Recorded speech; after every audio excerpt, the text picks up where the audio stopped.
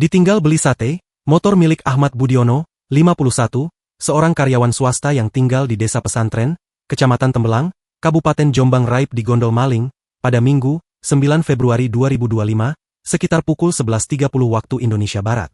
Motor Honda Vario merah dengan nomor polisi S6417 OCJ yang Budiono parkirkan di sebuah warung sate di Dusun Ngerawan, Desa Pesantren, Kecamatan Tembelang, Kabupaten Jombang, seketika hilang sesaat ia masuk ke warung untuk membeli sate.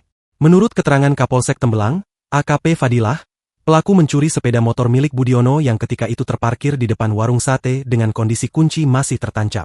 Padahal, Budiono hanya sekitar 5 menit saja di dalam warung, dan saat ia keluar ia menemukan sepeda motornya sudah hilang.